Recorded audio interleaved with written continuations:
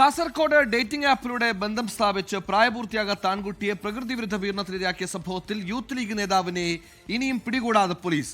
തൃക്കരിപ്പൂർ സ്വദേശി സിറാജുദ്ദീനാണ് ഒളിവിൽ പോയത്. സംഭവത്തിൽ കോട്ടയം സ്വദേശി ജിതിൻ ദാസ്, ചെങ്ങന്നൂർ സ്വദേശി അബ്ദുൽ കലാം ആസാദ് എന്നിവരെ അന്വേഷണ സംഘം അറസ്റ്റ് ചെയ്തു. 14 പ്രതികളുടെ കേസിൽ ഇനി അറസ്റ്റിലാകാൻ യൂത്ത് ലീഗ് നേതാവ് മാത്രമാണ് ബാക്കി.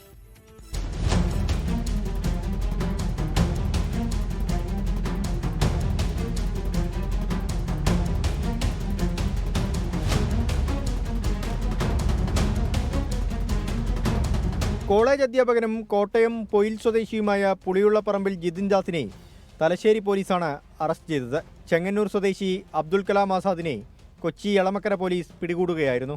16-കാരനെ ഇടപ്പള്ളിയിലും നോർത്ത് റെയിൽവേ സ്റ്റേഷൻ പരിസരത്തും വെച്ചാണ് അബ്ദുൽ കലാം ആസാദ് പ്രകൃതി വിരുദ്ധ പീഡനത്തിന് ഇരയാക്കിയത്. കുട്ടിയുമായി ഡേറ്റിംഗ് ആപ്പിലൂടെ ചാറ്റിംഗ് നടത്തിയാണ് പ്രതി 16-കാരനെ എറണാകുളത്തേക്ക് എത്തിച്ചത്. ഇതോടെ കേസിൽ അറസ്റ്റിലായവരുടെ എണ്ണം 15ആയി. ചന്ദേര പോലീസ് സ്റ്റേഷനിൽ രജിസ്റ്റർ ചെയ്ത കേസിൽ യൂത്ത് ലീഗ് ജില്ലാ നേതാവ് സിറാജുദ്ദീനെ ഇതുവരെയും പിടികൂടാൻ കഴിഞ്ഞിട്ടില്ല. കേസെടുത്തത് അറിഞ്ഞതു മുതൽ പ്രതി ഒളിവിലാണ്. ഗേ ഡേറ്റിംഗ് ആപ്പിൽ മറ്റു കുട്ടികൾ ആരെങ്കിലും ഉൾപ്പെട്ടിട്ടുണ്ടോ എന്ന കാര്യവും അന്വേഷണ സംഘം പരിശോധിക്കുന്നുണ്ട്. 24 കാസർഗോഡ്.